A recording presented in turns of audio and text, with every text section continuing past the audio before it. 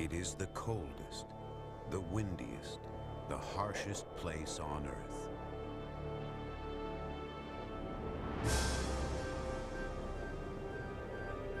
A continent befitting the bottom of the world.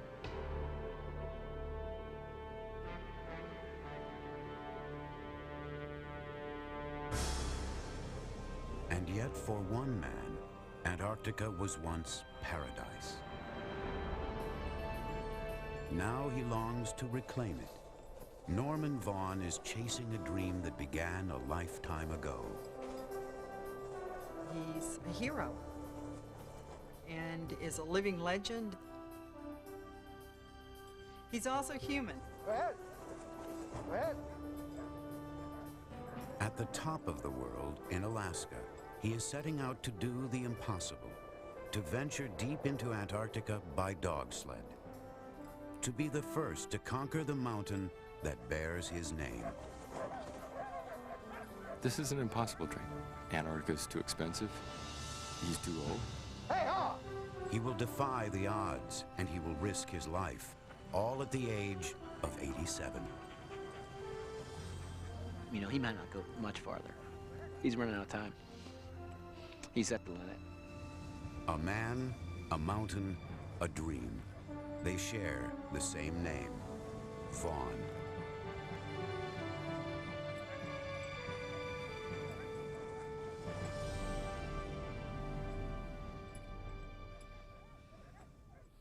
Step, lock, wait. Step, lock, wait. Step, lock, wait. Scaling a mountain is not most people's idea of retirement. Lock. Norman is driven by an obsession, one that took hold more than a half-century ago. Step, lock. Step.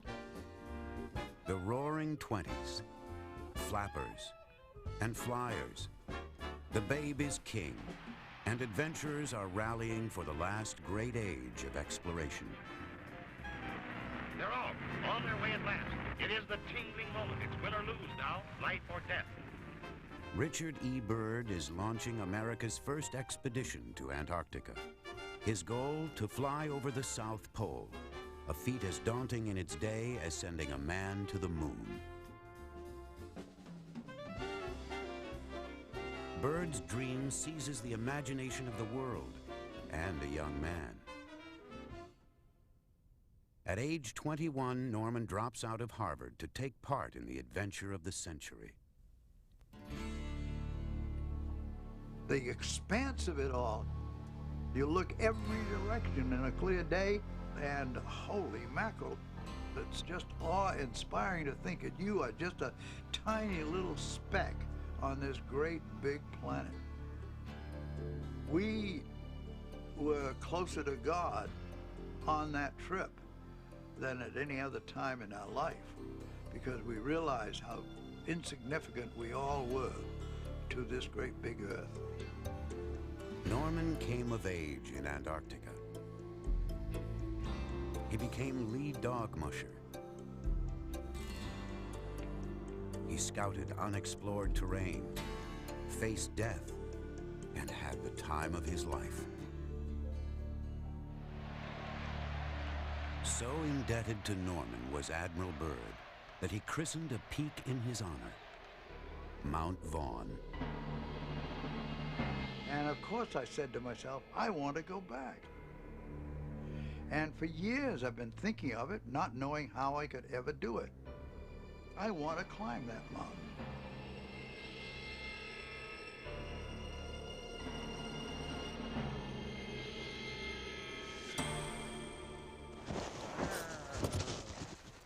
Norman is going to need all the help he can get. That was an interesting one. Lucky for him, his home state of Alaska is a mecca for mountaineering talent. We're going to try to simulate, in case we slip, how we're going to stop ourselves. It's called self-arrest. Leading the climb will be Vernon Tejas. He is one of only a handful who have scaled the highest summits on all 7 continents. I'm walking along, I trip, I fall, I rotate into the mountain, grab the shaft, knees apart, crampons out of the ice, stick the pick in, and I'm self-arrested. Falling! And rounding out the team is a man whose singular expertise is keeping people alive on the ice. Good, now, woo! Survival specialist Bryan Horner. That's what I call bomber stop. Bomber. Meaning you couldn't knock you off the cliff with a bomb. Geez, I don't seem to be able to do a thing. Norman is old. His right leg is shot. Gee, it seems to me my feet are sliding out from under me. He has an artificial knee and an ankle that's crippled. And worse, he's never climbed a mountain in his life. Okay. Okay, stick it in. Jam it in. Jam it in. Jam it in.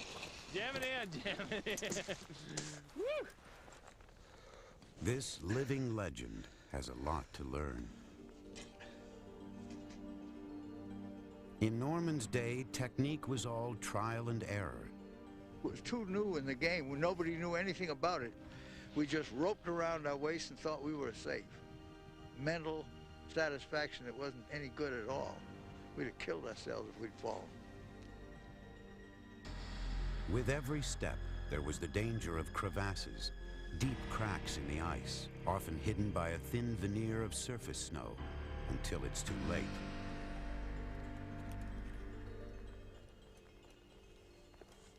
Can I do this with gloves on? It's more challenging with gloves on. More challenging. However- That's all I need is more challenge. You got to clip it right above the carabiners on the sitars. Actually, it should go right in here. I love clean knots. Norman has to be able to rescue himself from a crevasse. And he's going for it.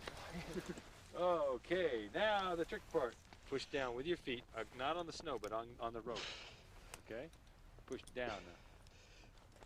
All his years add up to one thing. Inch by grueling inch, he can still rise to any challenge. How high can you bring your feet up? See, and No, then no he's got higher an than ankle. this. Okay. I am 87. I don't feel older than 40. My body doesn't act like 40, but I don't feel older than 30, put it that way. I'm 30 with the ambition to go. High up, all the way up. He knows how to dream, big dreams. And that's one of the things that I want to learn how to do. Hey, we made some production there. The ones I've dreamed about inches. are certainly possible. The dreams I want to see are the impossible ones. And that's what Norman's really good at. Legs up, Norman, as high as you can get him. I want to spend time with Vaughan. I think the name Vaughan has got a ring to it, you know? If I could tell my kids someday I went to Antarctica with Vaughan, I mean, Jesus, what a thing to tell somebody. You know, the guy who went with Byrd, and who knows, maybe down the road it ends up being, you know, I was the guy who went with Vaughan, who went with Byrd, and then someday they said they went with Horner. Take a break, take a break. What Norman lacks on a mountainside, he makes up for on a sled. All right now! Driving dogs, the man is a master. In fact, since his heyday with the Byrd expedition, he has devoted his life to the sled trail.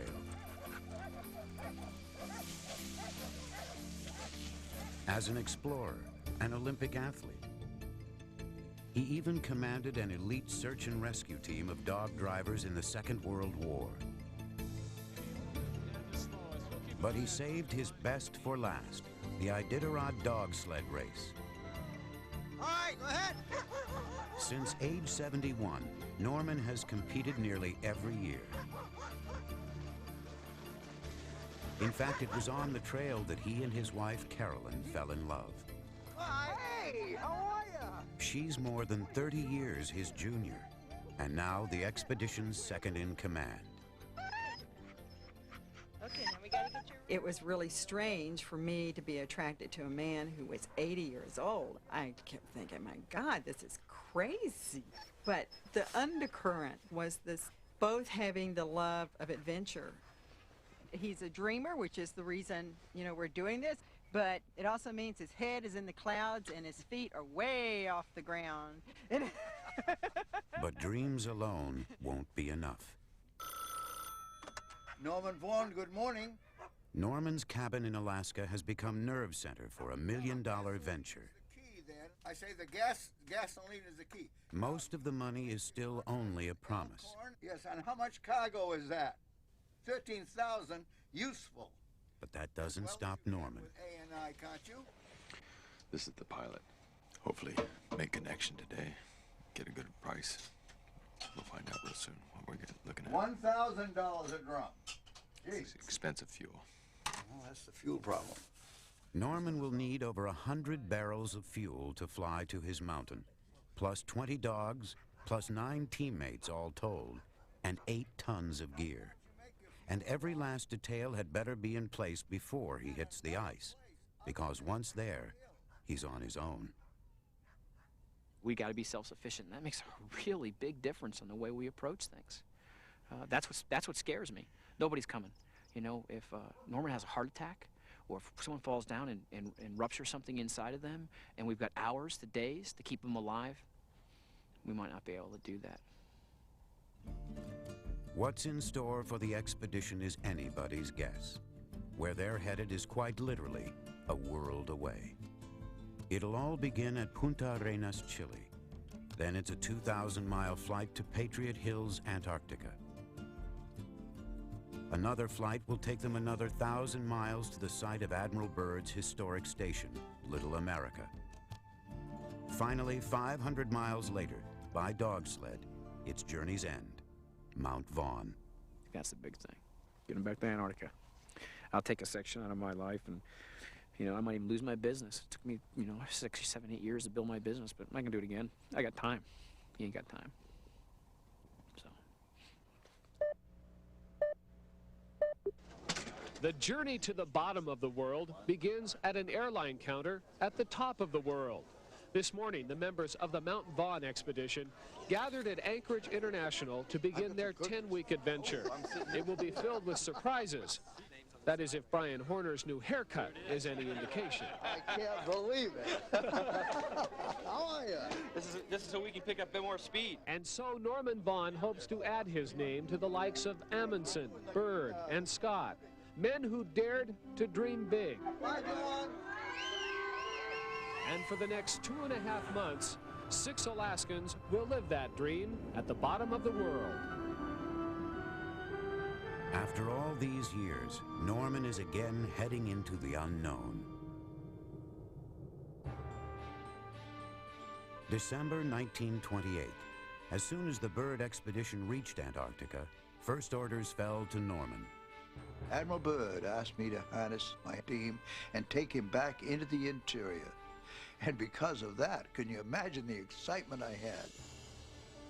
For 3 months, 10 teams mushed non-stop, carrying 650 tons of supplies inland.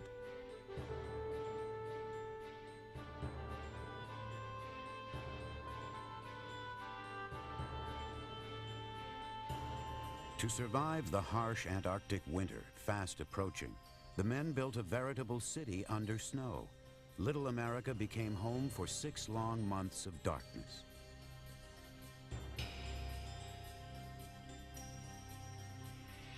With the return of the sun, Norman set out on a groundbreaking mission.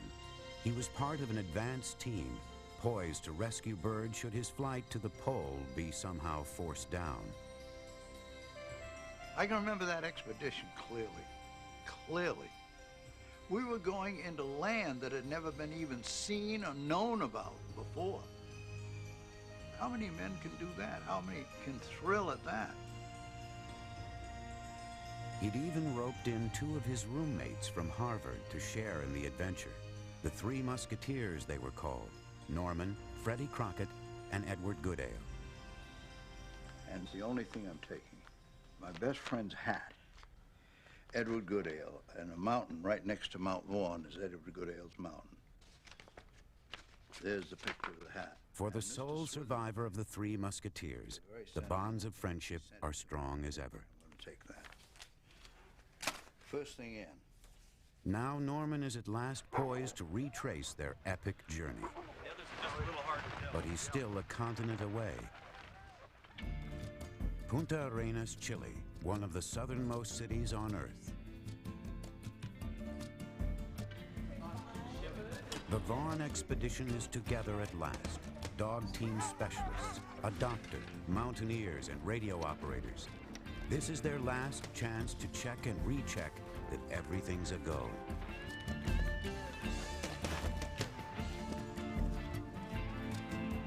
But nobody's going anywhere.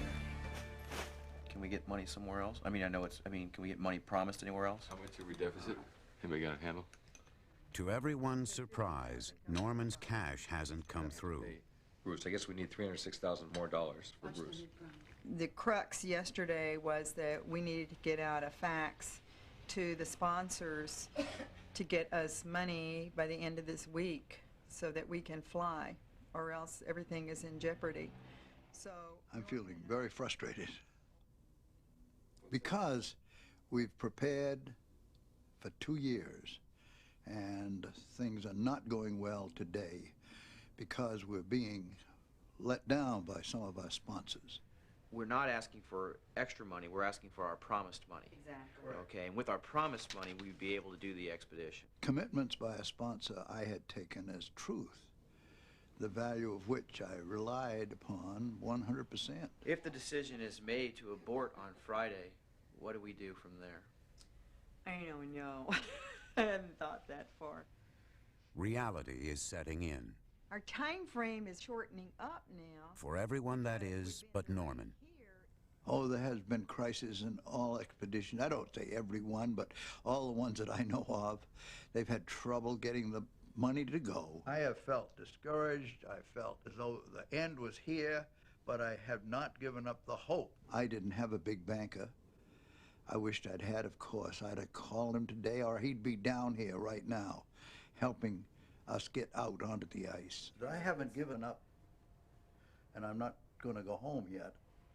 And he's unwavering in his pursuit of a dream, and it's more that it's not that I'm going to do it by damn no matter what, but it's just that, well, so here's an obstacle, so we'll go attack it from another means. It's like it doesn't matter how many walls are put up in front of him. He just never accepts that as a failure. He just finds that there's got to be a way around the wall. Some of Norman's sponsors may still make good on their word, but even if he's lucky, he can only hope for a portion of the funds he'd expected. There's only one way for him to get to his mountain now, and that's to surrender a piece of his dream.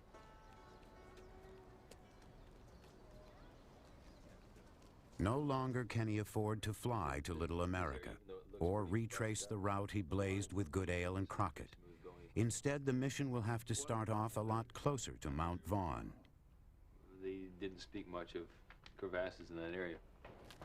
What's worse, they'll have no support planes to supply them along their way. The dogs must carry nearly everything. Dog fuel would be 135 divided by 2. Add 270 pounds of food. Times 30 days. With all the camp gear and fuel and dog food and man food comes to $1,875. It'll go $2 grand per team. Nearly a ton of cargo for each sled. Problem is, we're gonna have dogs with hernias. It's time to pare down some weight. Well, we got to cut it down a little bit. It's just so hard to choose. We look for the best food in the smallest size with the highest calories. Depressing because then you have to leave behind the items that improve people's attitudes, like smoked oysters, maybe even things like... Letting go of luxuries is one thing. I only had 5 emergency days planned, and I'd like to have 2 more emergency days. There comes a point when scaling back too much could cost lives. 5 bad weather days is very optimistic. I mean, there's potential of being out there for 2 to 3 weeks where we've got bad weather and can't move, regardless of the weather. To move. I mean, we have no choice. Yeah. Norman may be cutting things too close. The only time people get in trouble with crevasses is when they travel in whiteout conditions. Just keep that in the back of your mind if you're doing it, that you're really traveling safely. 3 weeks stuck in Punta Arenas. Get there!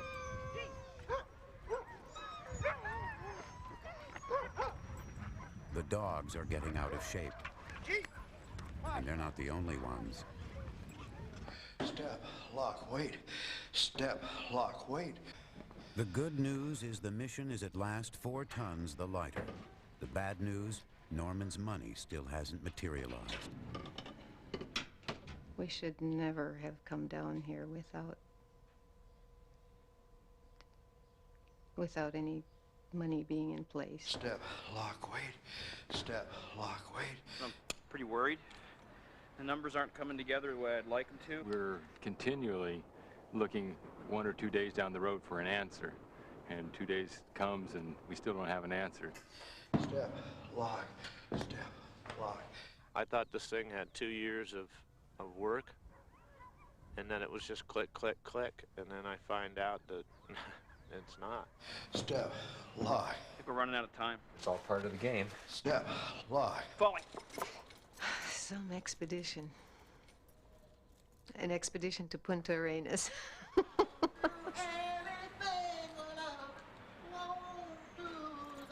If I had a sled bag, I'd cut the tops right off.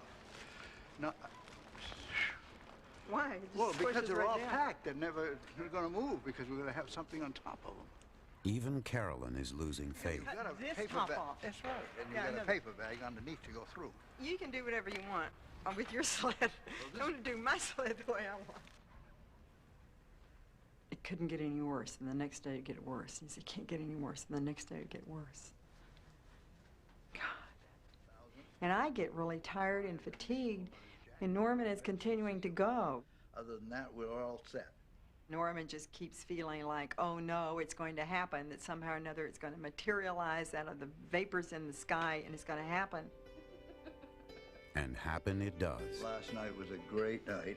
Carolyn was on the phone. I was on the phone. After 4 long weeks, Norman's optimism has won the day.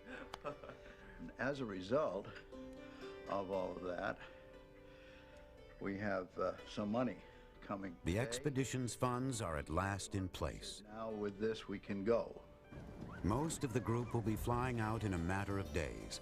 But first, boarding a cargo flight will be all the expedition dogs and 3 of the team members. For the Mount Vaughan expedition, the time has finally come. ready for departure. 15 or 7 Fox departed. Clear for takeoff 97 Fox. Norman's dreams are taking wing with an old DC-6 headed for one of the most dangerous places on Earth.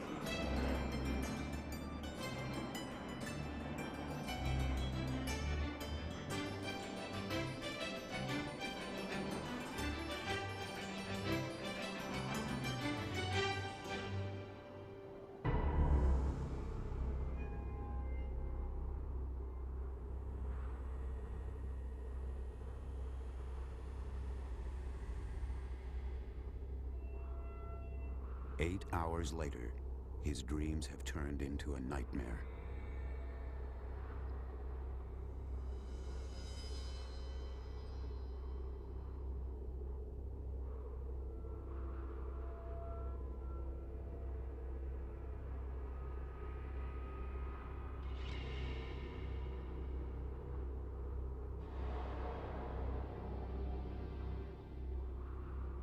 We were coming in. I honestly thought we were landing where we were supposed to land. And then all of a sudden, I'm flying through the air into the dog kennels. There was a tremendous bang.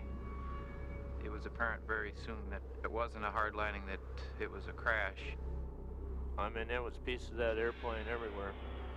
God, I'll never forget the smell of fuel as long as I live.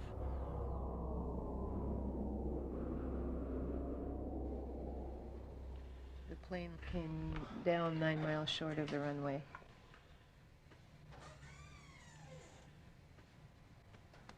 All this time and all this, and then all of a sudden in a minute.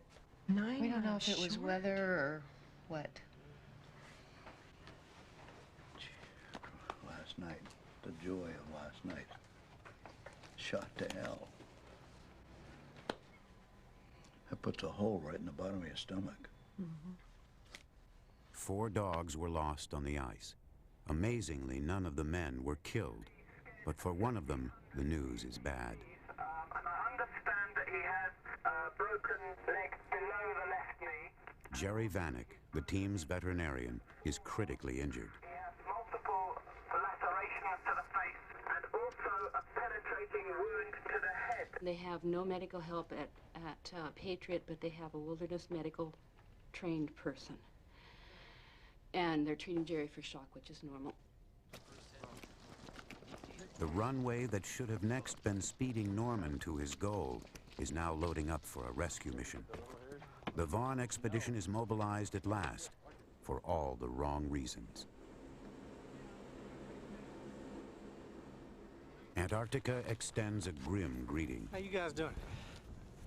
We gotta come in 6 inches. 6 inches to clear the retractions. When I opened up the blanket, I was surprised.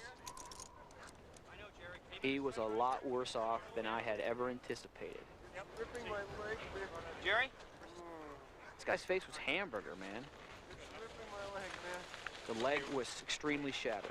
You know? And in my opinion, if we couldn't get that man out in 4 to 5 days, he very, very likely could have lost that leg. Hold on, stand by. Let's get the second going. Are you feeding him? Let's get it closed here first.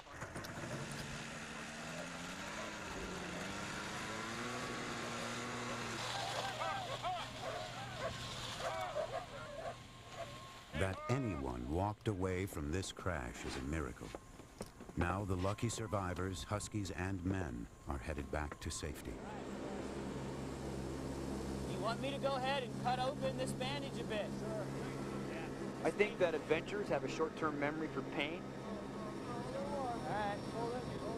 But I think what you need to do is you need to take a picture of Jerry Vanek laying in a sled, and have a sound tape of this guy moaning, saying, "Put me out of my misery, put me to sleep." Brian. How's that, dude? Brian, you know, stop it from hurting, man. Just stop it. And I couldn't do anything, you know? I just couldn't do anything. Multiple fractures of the face and skull. A broken arm. A crushed leg and a brain swollen well beyond its normal size.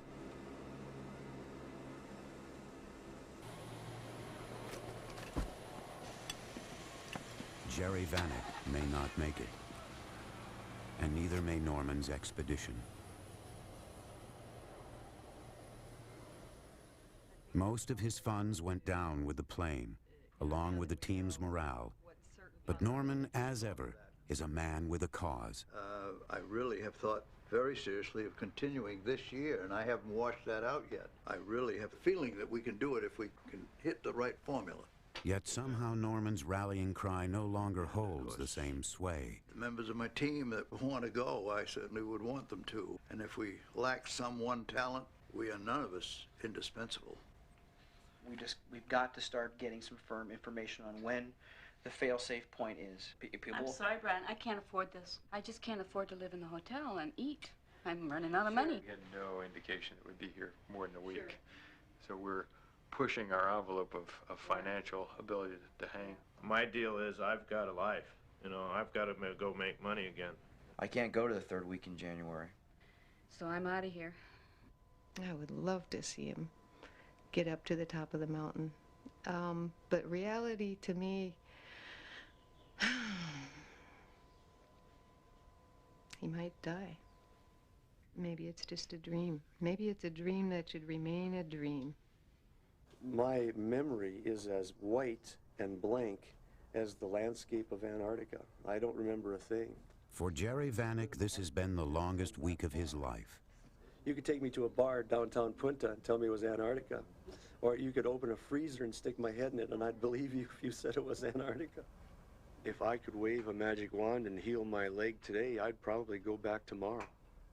But just because I'm sitting here with a broken leg, that doesn't mean we should all just fold up our cards and take our toys and go home. But home is just where Jerry's headed.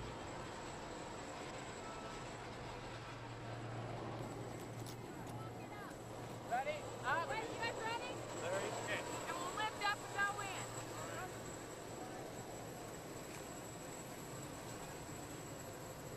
The only ones I didn't get to say goodbye to were the dogs. Yeah, no kidding. It's going to be hard. You can still make your mountain, buddy. Oh boy, you bet. Go get it. Great. One for Eric. Go get your mountain. I feel terrible.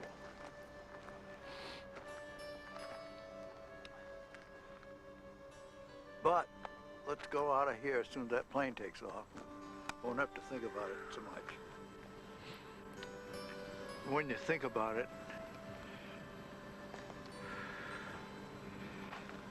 I brought all these people down here, and it's a hell of a responsibility.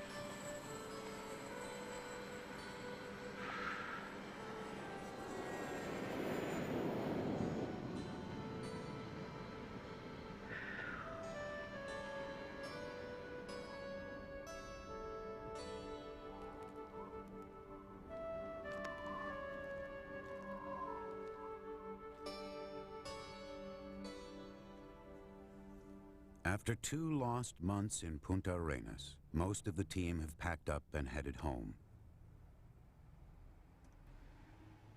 Norman's 88th birthday has come and gone, and yet he still hasn't given up. Now, the man who stood tall with Admiral Byrd is hitching a ride on a tour bus.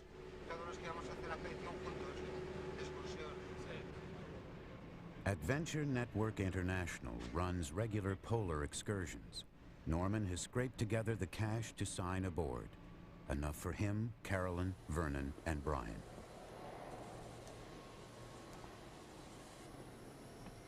It's hardly the expedition he'd hoped for, but at least he's Antarctic bound.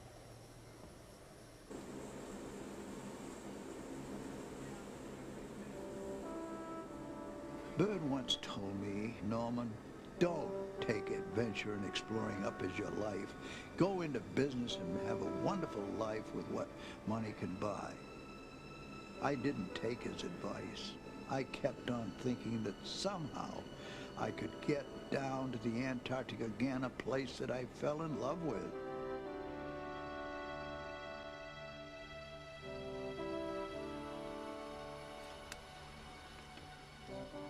At last, Norman has arrived in Patriot Hills, Antarctica. Mount Vaughan is one more flight away.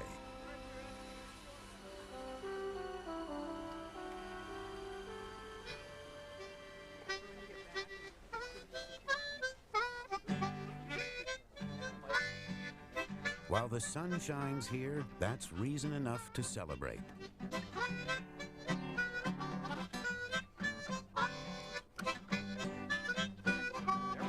Now, nothing stands between Norman and his mountain, except the weather.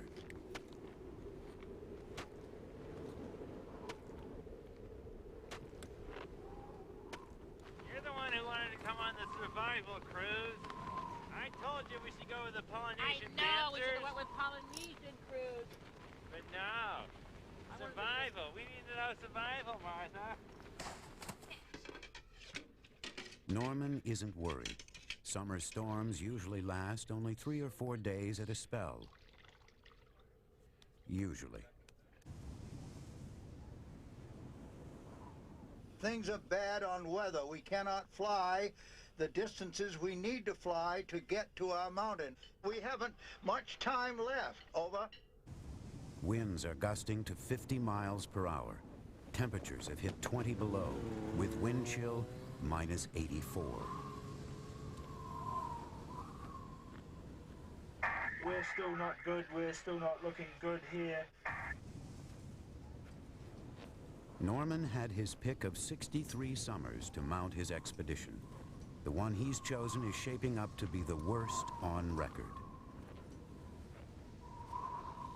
I just don't like the passing of time the way it is, because we should be climbing, we should even be coming back from the mountain right now.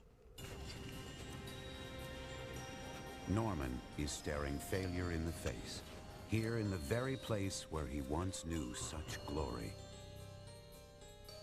November 1929. While the rest of the world was reeling from the stock market crash, Norman was living adventure. we heard the drone of an airplane coming up over our camp. And I said to myself, I can't believe it.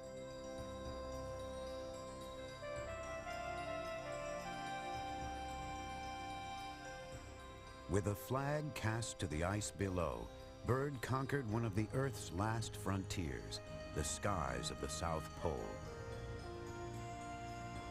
One of the things I remember was the last day, for he lowered the flag at Little America for the last time and shook my hand and said, "We did it." It gave me a feeling that, by God, if he can dream and be successful at it, so can I. So Admiral Byrd succeeded where I am about to fail to reach my goal.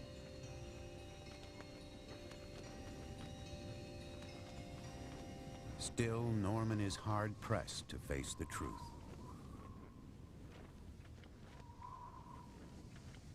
You've had a hell of a run of bad luck. Mountaineer Rob Hall will have to help him. I can see that, there's so much tied up in this, and I'm a relative newcomer to it. You haven't lived the last telephone calls and yes, faxes. I understand that. Yeah, believe me, I've been in similar circumstances. My job here is to try and get you up the mountain. And simple arithmetic tells me that the time available, we're not going to do it. I guess that sort of says it in a nutshell. It does. $640,000, 2 months of waiting, 2 years of planning. After a lifetime in the grip of a dream that won't let go, Norman has reached the end of the line. Yeah, I know. What's the heater now?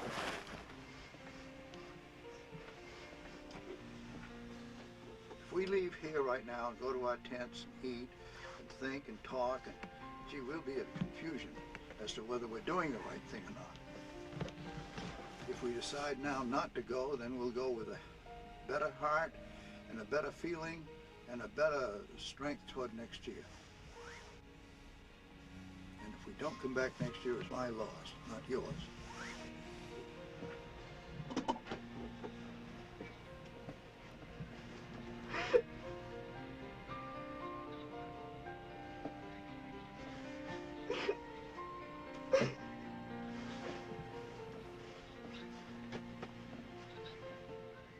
The first time Norman said goodbye to Antarctica, he left a mountain behind. Now he leaves a wish. That life grant him 1 more year and another chance.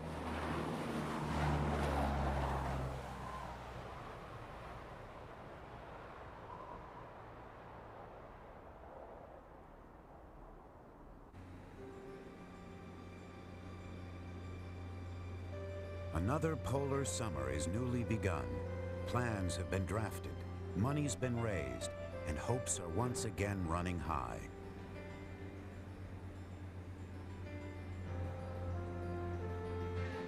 Norman is back, and ahead lies a sight that's been a long time coming.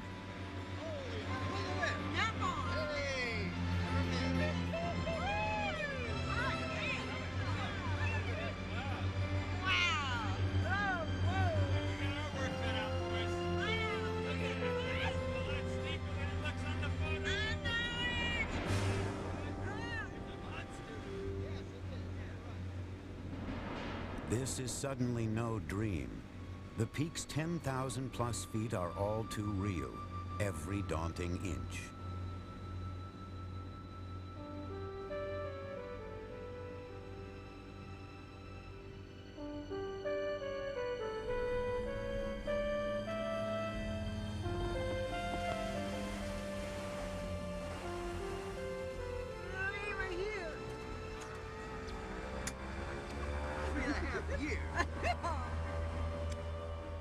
Whoa! Is that a route or what? Woo, that is beautiful. Hey, I know. holy mackerel. There's a challenge there. Ooh, who's got a hammer? Base camp is a block of ice more than a mile thick.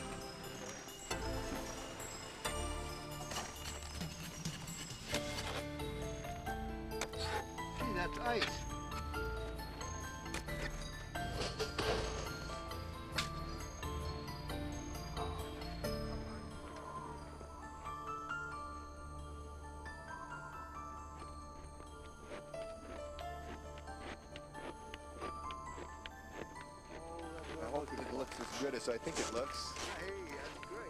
The dangers most feared are those unknown. So before Norman sets foot on his peak, a reconnaissance team scopes out the first leg.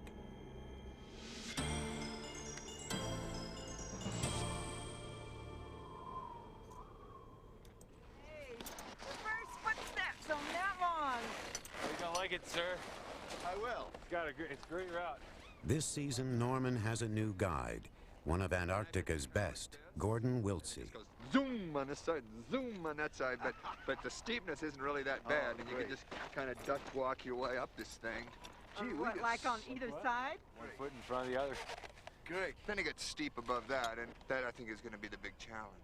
We'll go up. Gordon's plan is to break the climb up into a three-stage assault. A support team will set up the two high camps that will greet the climbers at the end of each day's ascent.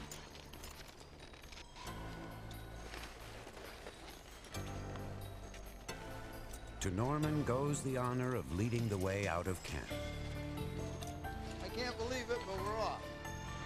It's truly the start of the climb. Man and mountain are meeting at last. It's a long way up there.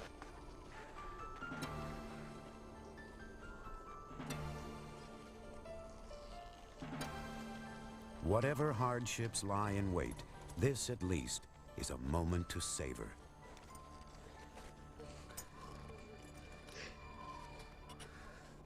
And for Carolyn, a moment hard won.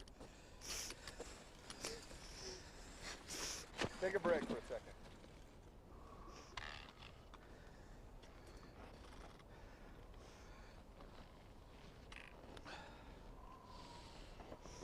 All right.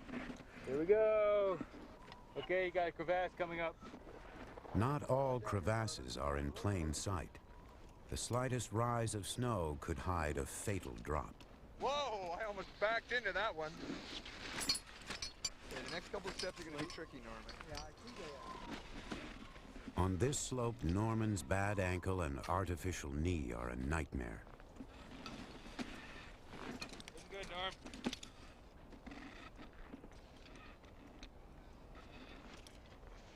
Quite a climb here, isn't it? Isn't this beautiful? I don't know. Right, all I can see is foothold. Well, that's the most important thing to look at. Yeah, I don't want to miss it over. The Knife Ridge is the spine of the mountain, a narrow track that demands an expert's precision and a younger man's stamina. Ready? Can I rest a minute? Yo, you betcha. Just need about... What's your pulse, sir? It was 100. 100.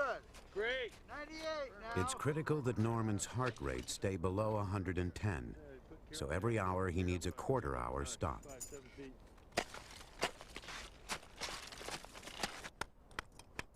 Even resting is hard work. Norman has to be harnessed in place so he won't lose his footing. All right, we're good here. Just stand in there, and I'm going to come down and take your pack off. Or maybe Vern will take your Wait a pack minute. off. I'm not secure. We got you. For most climbers, the push to the summit would take less than a day. Norman is going to be lucky to make it in 5. But even if his steps falter, his spirits don't. Coming good. Wow, that's a distance down there. Look at that. Got him. 800 feet in the air below your feet down. And just think, Norman, we've never climbed a mountain before. Well, this is a good one to start on.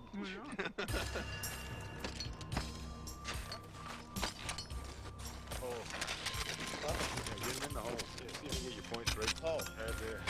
Yeah, much more secure. The grind is taking its toll.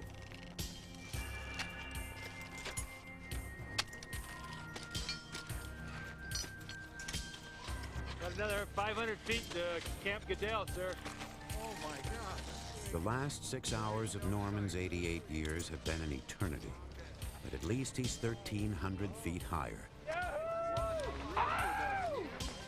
that looks great. Carolyn, we're here. Tired they may be, but there's always the energy for a little bedtime spat. The water boils. No, Norman. To be cooking, it takes forever. The higher you get, it takes longer. Admit it, but... Well, you can't boil quick and cook slow. It's an oxymoron. Well, Doesn't work. Here, eat your food. I guess I'm wrong. Get Gordon and Vern to explain it to you. I have to pay attention to it very carefully, but I can't refute your argument because I'm too tired. So I win. No, on the basis of being tired. This morning,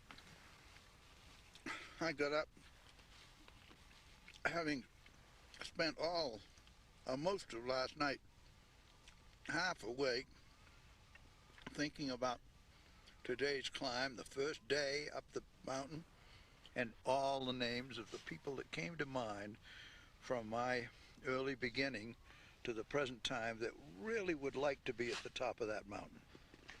Freddie and Eddie. Freddie and Eddie, I know. I kept thinking of them and how they'd like to be here, and how I'm climbing in their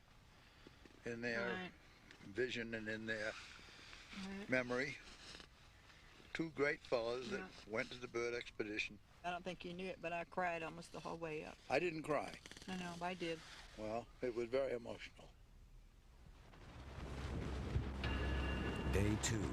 Winds are gusting to 60 miles an hour. Day 3. Wind chill has hit 70 below. Day 4.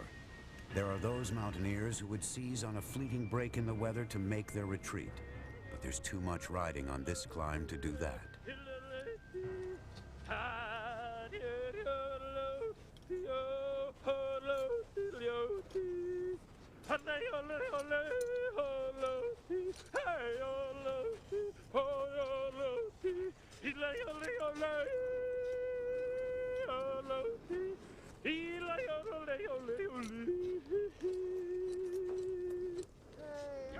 Today's haul is a relatively short one, and after all that time off, Norman should be raring to go.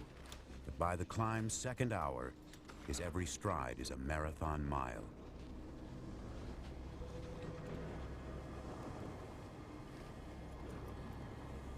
Only a few days ago, Mount Vaughan seemed so inviting.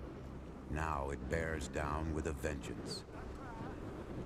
Wait just a minute, Carolyn. What? Will you wait a minute? Yeah.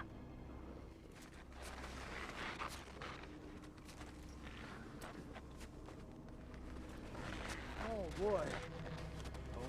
There's the top right up there. Norman may still win this war, but the battle today belongs to the mountain. I actually believe that Norman would be stronger on the mountain at this point. The stress of climbing has been very challenging for him. He's very fatigued after the end of a push. Had we been here last year, I think we would have actually gotten higher on the mountain quicker. To me, that was a little bit of a surprise that it would be taking as much out of him as it has Norman, been. open your lower lid. Okay, and you got to open Snow blindness, a painful sunburn of the retina, yet another strike against him. Then I'm going to give you this other antibiotic, and just let me know when you're ready, and I'll put this Not other. quite ready. That's fine. It burns a bit. Tomorrow's climb was to be the longest and steepest by far, but Norman isn't up to it. All right. His eyes still are not in real great shape. I'm going to have to put some more medicine in there. Now Gordon has to break up the next day's trek with an extra camp. Well, how are you feeling this morning, Norman? I'm feeling, I think, better, but I'm certainly, I don't think I'd say I was at top shape. Okay. Well, I noticed that at the end you were having trouble getting your feet exactly. I could tell you were tired. Yes. They weren't going where my eyes went. I'd aim for some place and it wouldn't quite make it. The way it looks now, we really don't have time. We gotta move every day we possibly can. So you have to do everything you possibly can to keep going. To keep going. Right.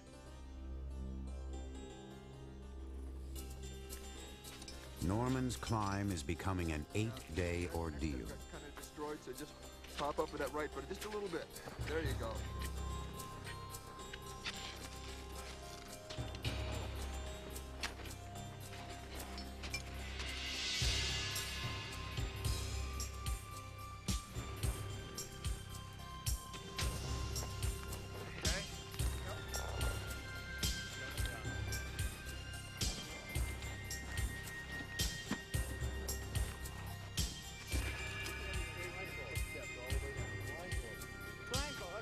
Here's one way that I like to come down. Sit down.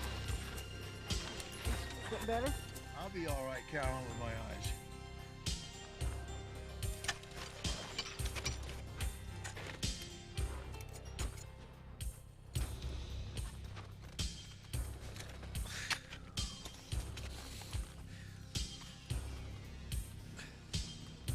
Norman, how you doing? Okay. I think I'm fine. Okay. How are you feeling, Norman? I'm fine. I'm ready. Go. The mountain is stubborn. It is relentless and defiant. Yet Norman is every bit its measure.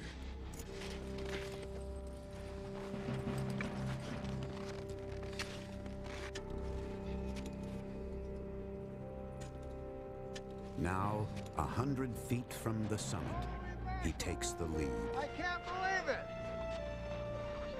I can't either. It doesn't seem real. Here! Just a little bit more! Right. Can you believe it? I'm almost at the top.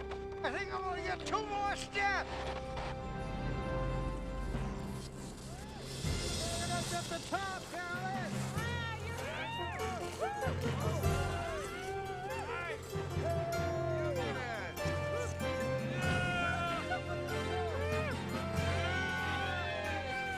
Wow! Everywhere you look, it's tremendous. And the best thing I can say about conquering it, if you call it conquering it, is that I dared to fail. And the one message that I think I want to send to the world is dream big. Young and old, dream big and dare to fail. 3 days shy of his 89th birthday, it took Norman a lifetime, but at last Mount Vaughan has met its match.